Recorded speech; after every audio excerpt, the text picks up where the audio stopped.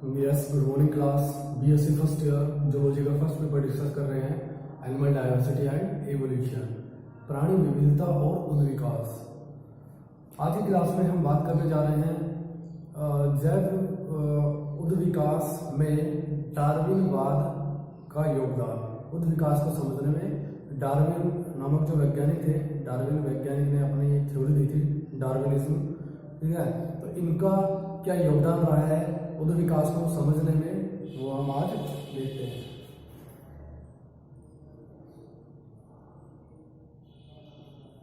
उद्विकास को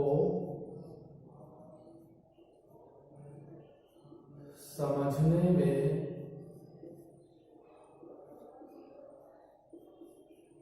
डार्विनवाद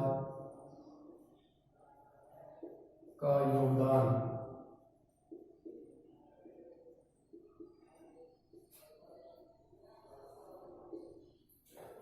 देखिए, डार्विन एक वैज्ञानिक थे।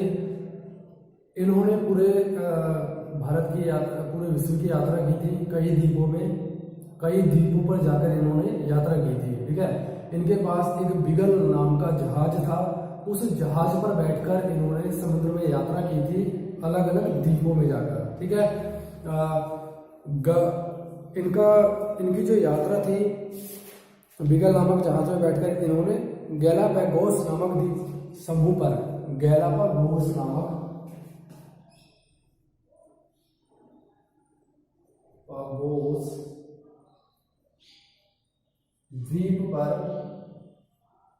द्वीप समूह पर यात्रा की थी।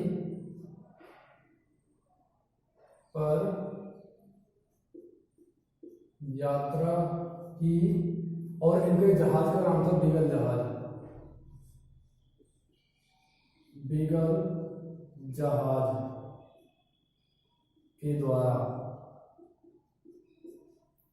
ठीक है, बीगल नामक जहाज के द्वारा इन्होंने गैलापागोस द्वीप समूह जो कि समुद्र में होता है, वहां पर इन्होंने यात्रा की, डार्विन नामक वैज्ञानिक ने, ठीक है। इस यात्रा से पहले डार्विन का ये मानना था कि प्रकृति में जो विभिन्न प्रकार के जीव जंतु पाए जाते हैं, इनकी जो उत्पत्ति हुई है वो प्रकृति से हुई है। प्रकृति ने अलग अलग जीवों की उत्पत्ति स्वयं की है, ठीक है।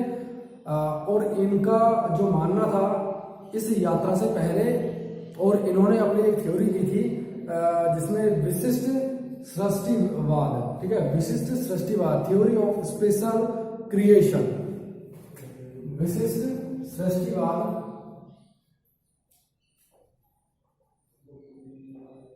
विशिष्ट सृष्टिवाद,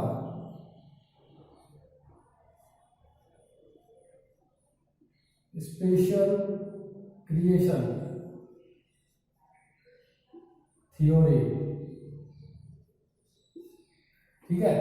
विशिष्ट सृष्टिवाद, स्पेशल क्रिएशन थ्योरी, डार्विन का इस सिद्धांत के ऊपर विश्वास था इस यात्रा से पहले, जब तक उन्होंने यात्रा नहीं करी थी द्वीप समूह की बीगल जहाज की सहायता से। उससे पहले ये जो वैज्ञानिक थे डार्विन विशिष्ट सृष्टिवाद में विश्वास रखते थे, ठीक है। देखिए, विशिष्ट सृष्टिवाद या स्पेशल क्रिएशन थ्योरी के अकॉर्डिंग होता क्या है, ये जो सृष्टिवाद सिद्धांत है ये बताता है कि प्रकृति के अंदर जो जीवों की विविधता है, ठीक है, विभिन्न प्रकार के जो जीव जंतु हैं प्रकृति में, उनकी उत्पत्ति स्वयं प्रकृति के द्वारा हुई है, और अलग अलग जीवों की उत्पत्ति की गई है प्रकृति के द्वारा, स्पेशल, ठीक है, विशिष्ट जीवों की उत्पत्ति हुई है। इसलिए इस सिद्धांत को नाम दिया गया विशिष्ट सृष्टिवाद। मतलब प्रकृति ने विशिष्ट जीवों की उत्पत्ति की है अलग अलग जगह पर, स्वयं ने, यह मानना था डार्विन का। लेकिन जब उन्होंने यात्रा की बीगल जहाज की सहायता से गैलापागोस द्वीप समूह पर, तो उन्होंने प्रकृति को देखा कि हर पृथ्वी का जो भूखंड है, उस पृथ्वी के भूखंड के ऊपर अलग अलग जगह पर जो वातावरण है, जो एटमॉस्फेयर है, वो भी क्या है, अलग अलग तरह का है, ठीक है। और वातावरण जब अलग अलग तरह का है तो उसी वातावरण के अनुरूप वहां पर जीव जंतु पाए जाते हैं, वनस्पतियां पाई जाती हैं। ऐसा नोटिस किया डार्विन ने अपनी यात्रा के दौरान, ठीक है। और इन्होंने अपनी एक थ्योरी दी नेचुरल सिलेक्शन, प्राकृतिक वरण, ठीक है, प्राकृतिक वरण,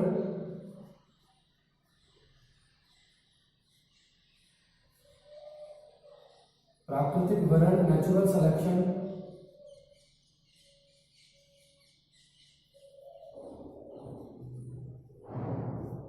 नेचुरल सिलेक्शन।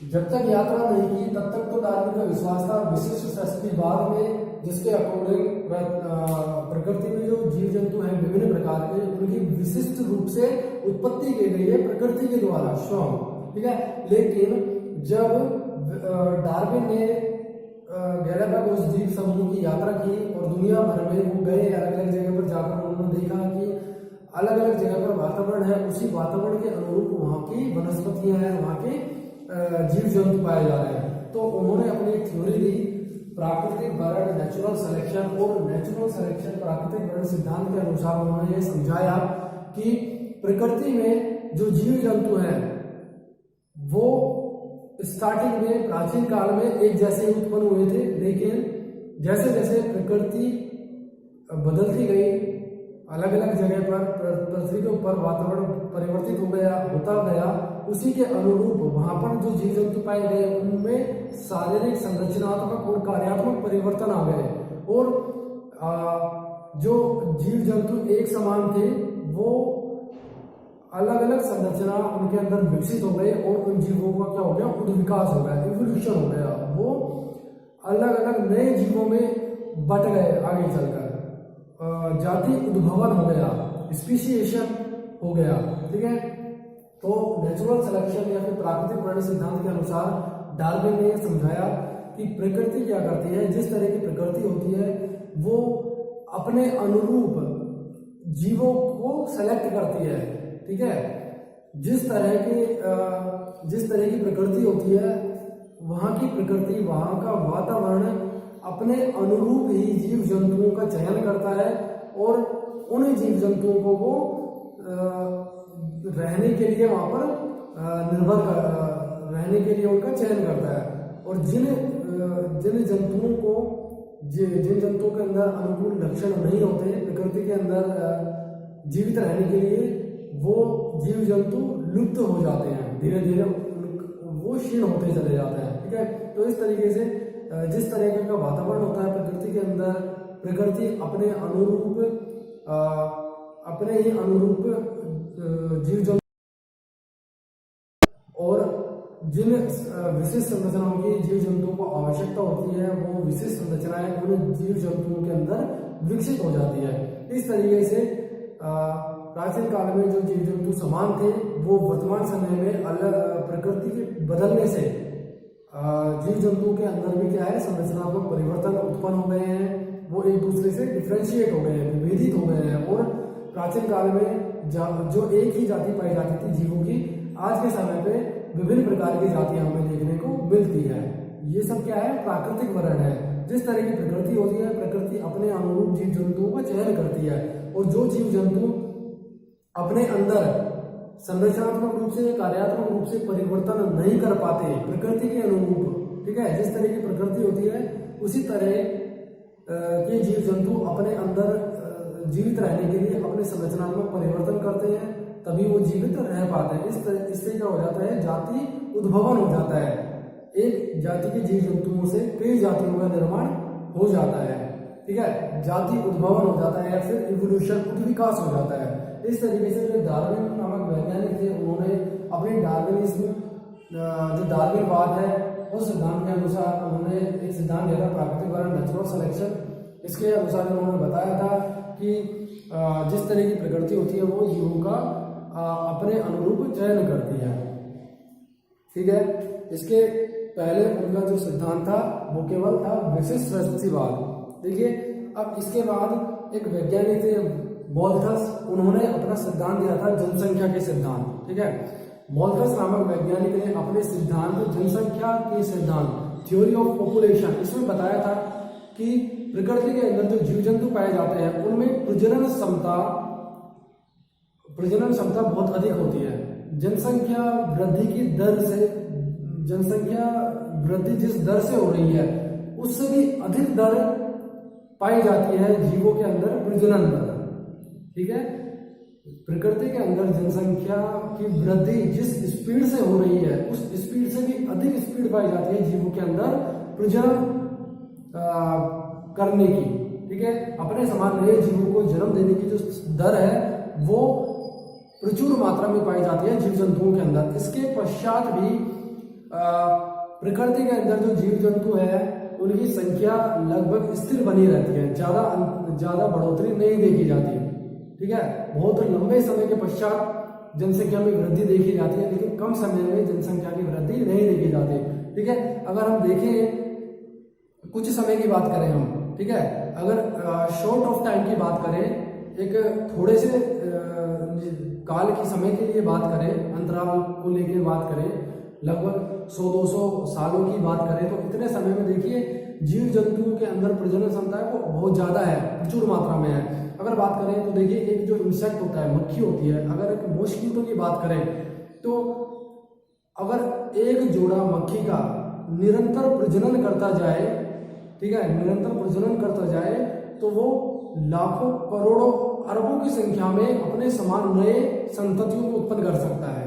ठीक है, और इस तरीके से अगर ये जीव जंतु, ये जो मक्खी है इसी तरीके से प्रजनन करती जाए और सभी जीव जंतु जीवित रहें, इनकी संततियां जीवित रहें, तो जो पृथ्वी है ये एक महीने की क्या कुछ दिनों में, कुछ ही दिनों में क्या है पूरी ढक जाएगी। इतनी जनसंख्या हो जाएगी मक्खियों की कि जो मक्खियों की आबादी है वो पूरी पृथ्वी को ढक सकती है, कवर कर सकती है, लेकिन ऐसा नहीं होता प्रकृति के अंदर। ठीक है, जीव जंतुओं के अंदर अपने समान नए जीव जंतुओं को उत्पन्न करने की क्षमता प्रचुर मात्रा में पाई जाती है हर जीव जंतुओं के अंदर। ठीक है, मनुष्य के अंदर देखें तो मनुष्य के अंदर भी प्रजनन क्षमता बहुत ज्यादा पाई जाती है। एक खरगोश की बात करें, रैबिट की बात करें तो ये 6 महीने के पश्चात जो रैबिट होता है वो प्रजनन करने योग्य हो जाता है, कैपेबल हो जाता है नए बर्थ देने में, नए बच्चों को जन्म देने में। और एक साल में वो 4 बार बच्चों को जन्म देता है और एक बार में लगभग 3 से 4 बच्चों को जन्म देता है। ठीक है, तो इस तरीके से किसी भी जीव जंतु की बात करें तो उनमें प्रजनन क्षमता है वो बहुत ज्यादा पाई जाती है, लेकिन उसके पश्चात भी इन जीव जंतुओं की जो जनसंख्या है वो प्रकृति के अंदर लगभग स्थिर बनी रहती है, ज्यादा अंतर नहीं देखा जाता। ठीक है, एक थोड़े काल की बात करें, थोड़े समय की बात करें, ठीक है, बहुत ज्यादा लंबे समय की बात हो जाएगी तो अंतर देखा जाएगा। ठीक है, तो इसका जो कारण है वो डार्विन ने ये बताया कि जीव जंतुओं के अंदर प्रजनन क्षमता प्रचुर मात्रा में होने के पश्चात भी उनकी जनसंख्या में कोई ज्यादा बढ़ोतरी नहीं देखी जाती। उनकी जो जनसंख्या है, उनकी संख्या है प्रकृति के अंदर वो लगभग स्थिर बनी रहती है। इसका कारण क्या है?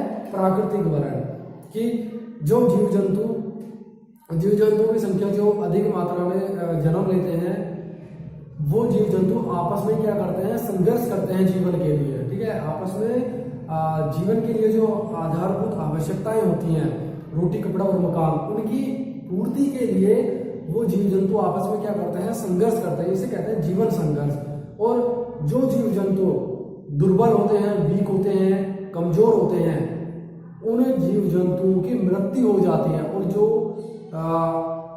बलशाली शक्तिशाली होते हैं, स्ट्रांग होते हैं, वे जंतु प्रकृति के अंदर जीवित रह पाते हैं, क्योंकि वो आधारभूत आवश्यकताओं को प्राप्त कर लेते हैं। और जिन जीव जंतुओं को आधारभूत आवश्यकताओं की पूर्ति नहीं हो पाती, वो धीरे धीरे क्षीण होते चले जाते हैं और अंत में लुप्त हो जाते हैं। तो इस तरीके से जीव जंतुओं में प्रजनन क्षमता प्रचुर मात्रा में होने के पश्चात भी उनकी संख्या प्रकृति के अंदर निश्चित बनी रहती है, क्योंकि जन्म लेने के पश्चात हर जीव जंतु अपने जीवन काल को पूर्ण नहीं कर पाता। वो अपने जीवन के कुछ हिस्से को जीने के पश्चात ही जीवन को त्याग देता है, क्योंकि उसको आधारभूत आवश्यकताओं की पूर्ति नहीं हो पाती। ठीक है, तो जो जीव जंतु दुर्बल होते हैं, कमजोर होते हैं, जो जीवन संघर्ष में हार जाते हैं शक्तिशाली जीव जंतुओं से, उनकी मृत्यु हो जाती है। इस कारण प्रकृति के अंदर जीव जंतुओं की जो संख्या है वो लगभग स्थिर बनी रहती है, कोई ज्यादा बढ़ोतरी देखी नहीं जाती थोड़े समय के लिए बात करें तो अगर, ठीक है। प्राकृतिक भरण सिद्धांत के अनुसार डार्विन ने ये समझाया, ठीक है। इसके बाद देखिए जो डार्विन सिद्धांत है इन्होंने बता दिया कि इन्होंने अपनी व्याख्या दी, डार्विनवाद में ये व्याख्या करी कि जीवों में अत्यधिक संतानोत्पत्ति की जो क्षमता होती है वो पाई जाती है। जीवन संघर्ष होता है, जो ये जीवन संघर्ष है ये कई तरह का हो सकता है, अंतर जातीय है, अंतर जातीय है। जब एक ही जाति के जीव जंतु आपस में जीवन संघर्ष के लिए लड़ते हैं, ठीक है, जीवन संघर्ष करते हैं, तो इसे कहते हैं अंतर जातीय, ठीक है, इसे कहते हैं अंतर जातीय। और जब अलग अलग जाति के जीव जंतु आपस में संघर्ष करते हैं जीवन जीने के लिए, तो इसे बोलते हैं अंतरजातीय संघर्ष, ठीक है। एक संघर्ष होता है वातावरणीय संघर्ष, एनवायरमेंटल स्ट्रगल। कुछ जो प्रकृति है वो स्थिर नहीं रहती, परिवर्तनशील रहती है, कभी तापमान कम होता है, कभी तापमान अधिक होता है, ठीक है, टेम्परेचर कम ज्यादा होता रहता है, सर्दी गर्मी बरसात हर समय हर तरह की ऋतु आती रहती है। तो ये क्या है, एनवायरमेंटल फैक्टर्स है, वातावरणीय परिस्थितियां बदलती रहती हैं। ये वातावरणीय परिस्थितियां भी क्या करती हैं, जीवों को जीवन जीने के लिए इनको जीवों को संघर्ष करना पड़ता है परिवर्तित वातावरण के अंदर जीने के लिए, ठीक है। तो जो जीव परिवर्तित वातावरण के अंदर अपने आप को अनुकूलित कर पाते हैं वो जीव जीवित रह जाते हैं, और जो जीव अपने आप को अनुकूलित नहीं कर पाते, अपने अंदर संरचनात्मक रूप से कार्यात्मक रूप से परिवर्तन नहीं कर पाते, अनुकूलन नहीं कर पाते, एडेप्टेड नहीं हो पाते प्रकृति के अंदर, तो उन जीवों की क्या हो जाती है, मृत्यु हो जाती है। इस तरीके से जीवों की जो जनसंख्या है वो लगभग निश्चित बनी रहती है। विभिन्नताएं एवं इनकी वंशागति डार्विन ने बताया था कि प्रकृति के अंदर जैसे जैसे वातावरण बदलता रहता है तो उस वातावरण के अनुरूप जीवों के अंदर भी कुछ नए नए लक्षण उत्पन्न होते रहते हैं, ठीक है। इसे बोलते हैं विभिन्नताएं आती रहती हैं जीवों के अंदर, और जो ये विभिन्नताएं जीव जंतु जो अपने जीवन काल में उपार्जित करते हैं, ठीक है, जिन लक्षणों को जीव जंतु परिवर्तित वातावरण के अंदर उत्पन्न करते हैं, उपार्जित करते हैं, वो लक्षण उनकी आने वाली पीढ़ियों में वंशागत होते हैं, ठीक है, स्वतः ही अपने आप पहुंच जाते हैं। ये बताया था डार्विन ने अपने सिद्धांत के अनुसार, डार्विनवाद में, ठीक है। प्राकृतिक वर्ण या युगतम की उत्तरजीविता, प्रकृति के अंदर जीव जंतु जो है बहुत बड़ी संख्या में जन्म लेते हैं, लेकिन वही जीव जंतु जीवित रह पाते हैं जिनको प्रकृति क्या करती है, वर्ण करती है, जिनको नेचुरल जो प्रकृति है प्रकृति सिलेक्शन करती है, जिनका प्रकृति चयन करती है। कुछ ऐसे शक्तिशाली या अनुकूल जीव जंतुओं का प्रकृति चयन करती है जो कि अनुकूलित होते हैं प्रकृति के अंदर जीवित रहने के लिए, और जो जीव प्रकृति के अंदर जीवित रहने के लिए अनुकूलित नहीं रहते, जिनका चयन नहीं किया जाता प्रकृति के द्वारा, वो जीव जंतु क्या हो जाते हैं, लुप्त हो जाते हैं, ठीक है। एक सिद्धांत और दिया था डार्विन का पैजेंसिस का सिद्धांत।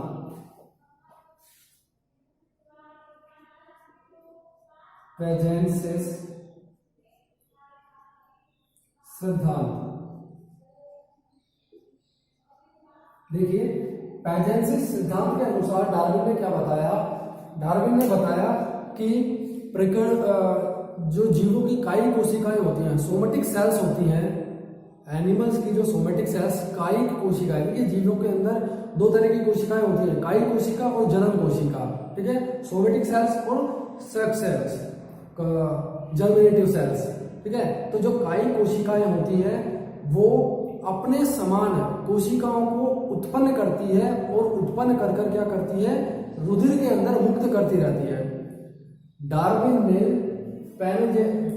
पैजेंसिस सिद्धांत के अनुसार, पैजेंसिस थ्योरी के अकॉर्डिंग ये बताया कि जीवों की जो कायिक कोशिकाएं होती हैं वो अपने समान नई कोशिकाओं को उत्पन्न कर कर रुधिर के अंदर, ब्लड के अंदर मुक्त करती रहती है, और ये कोशिकाएं रुधिर प्रवाह के द्वारा जननों के अंदर जो गोनाड्स ऑर्गन्स होते हैं, जनन अंग होते हैं, उनके अंदर पहुंचती रहती है। जनन अंग में नर के अंदर वृषण और मादा के अंदर अंडाशय आता है, ठीक है। ओवरी और टेस्टिस उनके अंदर इनका क्या है, एक्यूमुलेशन, संग्रहण होता रहता है। जो ये कोशिकाएं हैं इन्हें जेम्यूल्स कहते हैं, ठीक है। तो ये जेम्यूल्स क्या है, काई कोशिकाओं के द्वारा अपने समान नई कोशिकाओं को उत्पन्न किया जाता है, जिन्हें जेम्यूल्स कहते हैं। इन जेम्यूल्स को रक्त के अंदर स्वतंत्र कर दिया जाता है। रक्त प्रवाह के द्वारा ये जेम्यूल्स कोशिकाएं जनन कोशिकाओं, जनन जो अंग होते हैं उनके अंदर संग्रहित होते रहते हैं, ठीक है। और जनन अंगों का कार्य क्या होता है, युग्मनज का निर्माण करना, युग्मक का निर्माण करना, गैमेट्स का फॉर्मेशन करना, ठीक है। जो नर युग्मक का निर्माण वृषण के अंदर और जो अंडाणु है उसका निर्माण मादा जनन के अंदर, अंडाशय के अंदर होता है, ठीक है। तो जो युग्मक है, गैमेट्स है, इनके निर्माण में जो जेम्यूल्स कोशिकाएं होती है ये पार्टिसिपेट करती हैं, ठीक है, ये भाग लेती हैं। और जब ये युग्मक गैमेट्स आपस में फ्यूज करते हैं, संलयन करते हैं, तो युग्मनज बनता है, जायगोट बनता है। और जायगोट डेवलप करके विकसित होकर नए जीव का क्या कर देता है, निर्माण कर देता है, ठीक है। तो और नए जीव के अंदर वो सारे अंग पाए जाते हैं जो कि उसके जनक के अंदर पाए जाते हैं, ठीक है। तो देखिए डार्विन ने क्या समझाया इस सिद्धांत के अनुसार कि जो कायिक कोशिकाएं होती हैं वो अपने समान नई कोशिकाओं का निर्माण करते हैं, जिन्हें जेम्यूल्स कहते हैं। ये जेम्यूल्स क्या हो जाते हैं, जनन कोशिकाओं के अंदर पहुंच जाते हैं रक्त प्रवाह के द्वारा, और वंशागत होकर नई पीढ़ी के अंदर पहुंच जाता है। इस तरीके से जो कायिक कोशिका जनक के अंदर पाई जाती है, पेरेंट्स के अंदर पाई जाती है, सेम उसी तरह की कायिक कोशिकाएं उसके चाइल्ड के अंदर, संतति के अंदर, आगामी पीढ़ी के अंदर इनहेरिटेंस होती है, वंशागत होती है, और उसी के समान नए जीव की उत्पत्ति होती है। इस तरीके से जीवों की उत्पत्ति होती है पैगेन्सिस थ्योरी के अनुसार, अकॉर्डिंग, ठीक है। समझ में आया आपको। जाति उद्भावन के ओरिजिन ऑफ स्पीसीज, इसमें भी बात कर लिया हमने, ओरिजिन ऑफ स्पीसीज, जाति उद्भावन में क्या होता है कि मान लीजिए प्राचीन काल में किसी समय पर, अगर स्टार्टिंग में बात करें तो स्टार्टिंग में क्या है, प्रकृति के ऊपर जो जीव जंतु थे वो एक ही जाति का था, ठीक है। क्योंकि समस्त जो वातावरण था वो क्या था, समान, एक ही प्रकार का था। प्रकृति में जब जीव की उत्पत्ति हुई थी, जीवन की उत्पत्ति हुई थी प्राचीन काल में, तो उस टाइम पर क्या था, जो प्रकृति का वातावरण था, एटमोस्फियर था, वो क्या था, सभी जगह एक जैसा था, समान था, ठीक है। तो वातावरण जब एक जैसा है तो उसके अंदर जो जीव जंतु उत्पन्न हुए, या पादप हो या फिर प्राणी हो, वो क्या क्या होंगे, एक जैसे होंगे, क्योंकि वातावरण जो है, एटमोस्फियर है, वो क्या है, एक जैसा है। तो एक ही जाति के जीव जंतु उत्पन्न हुए थे। लेकिन जैसे जैसे समय बदलता गया वैसे वैसे प्रकृति अलग अलग जगह पर क्या है, अलग अलग तरह की होती गई, परिवर्तित होती गई। जो ध्रुव वाले क्षेत्र थे, पृथ्वी के जो नॉर्थ साउथ पोल होते हैं, ध्रुव वाले जो क्षेत्र होते हैं जहां पर टेम्परेचर कम होता है, ठीक है, वहां पर अलग तरह की भूमध्य रेखा की बात करें तो वहां पर टेम्परेचर हाई होता है, वहां का जो एटमोस्फियर है, वातावरण है, वो अलग तरह का हो गया धीरे धीरे। देखिए अब प्रकृति में अलग अलग जगह पर जो भूखंड है पृथ्वी के ऊपर, उसका वातावरण क्या हो गया, हर जगह पर अलग अलग हो गया। तो उस कारण उस वातावरण में जो जीव जंतु होंगे वो भी क्या होंगे, अलग अलग तरह के होंगे। प्राचीन काल में तो एक ही जाति के जीव जंतु पाए जा रहे थे, लेकिन जैसे जैसे प्रकृति परिवर्तित हुई, अलग अलग जगह की प्रकृति अलग अलग हो गई, तो उसी कारण से वहां के जो जीव जंतु पहले तो क्या थे, एक जैसे थे, समान थे, लेकिन अब प्रकृति बदल गई तो उसके अनुरूप अपने आप को जीवित रहने के लिए उनके अंदर भी क्या है, संरचनात्मक कार्यात्मक परिवर्तन उत्पन्न हो गए। और ये संरचनात्मक और कार्यात्मक परिवर्तन उत्पन्न होने से क्या हो गया, नई जाति का विकास हो गया, स्पीसीज, नई जाति का निर्माण हो गया, जाति उद्भवन हो गया, स्पीसीज का फॉर्मेशन हो गया, ठीक है। इसे बोलते हैं जाति उद्भवन, ओरिजिन ऑफ स्पीसीज।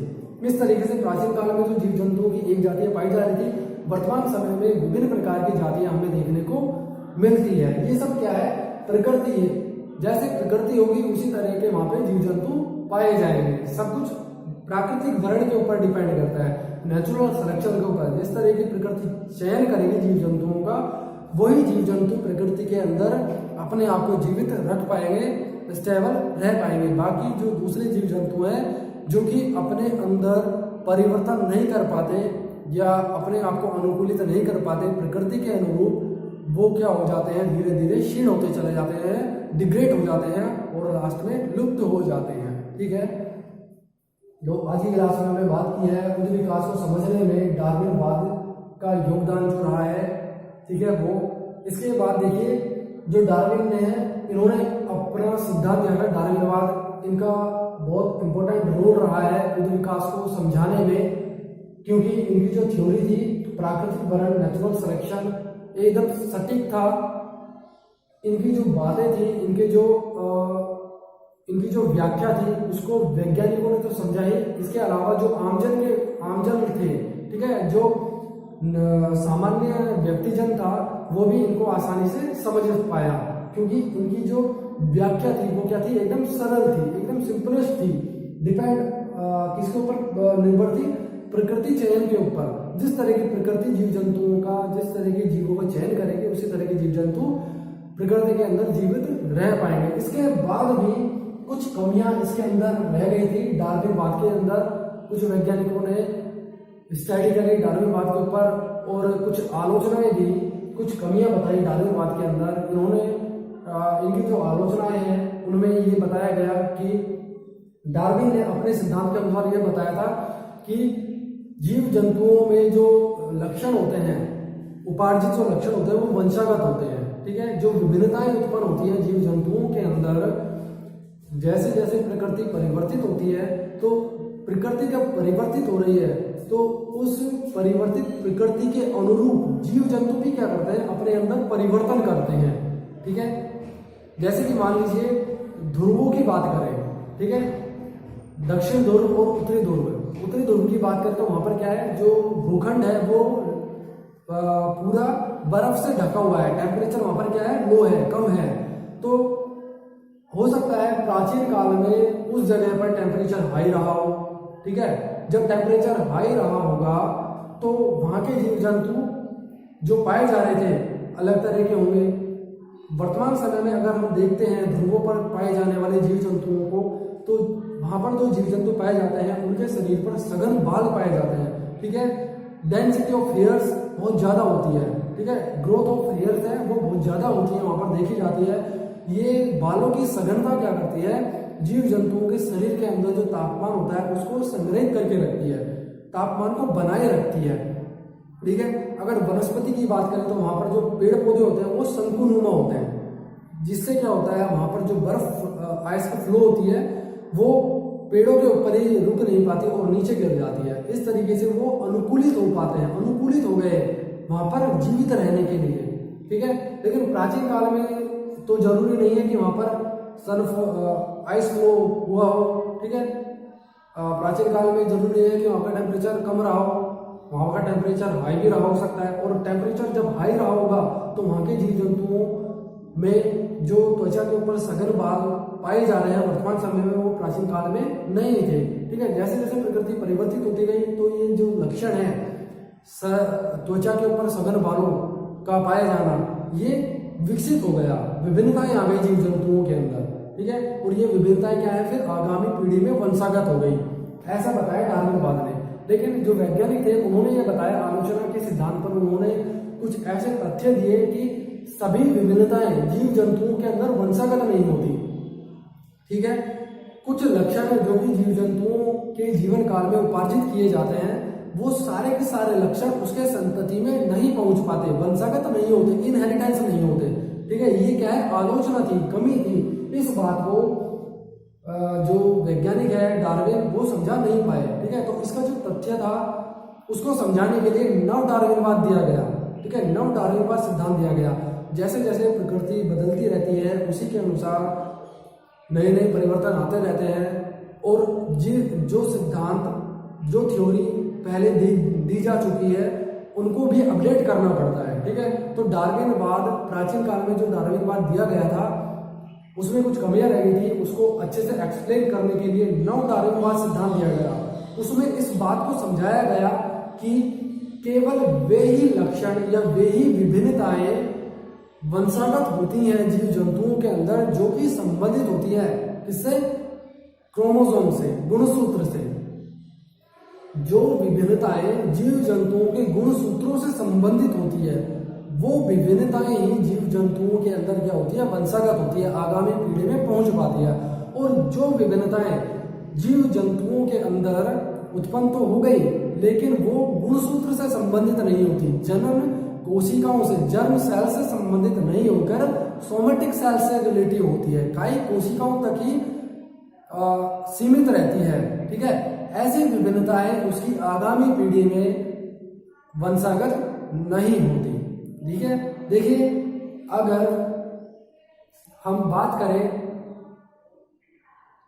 स्किन के आइस के कलर की, ठीक है, जो हमारा कॉर्निया आंखों का जो रंग होता है, ठीक है, आंखों का जो रंग होता है भूरा होता है, किसी में ब्राउन कलर का होता है, किसी में ब्लैक कलर का होता है, किसी में ब्लू कलर का होता है। ठीक है, तो जो ये लक्षण है आंखों का रंग, ठीक है, ये क्या है? अपना जनन कोशिकाओं से संबंधित होता है।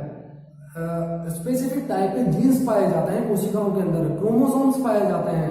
ठीक है, वो क्या है? इस लक्षण के लिए रिस्पॉन्सिबल है, उत्तरदायी है।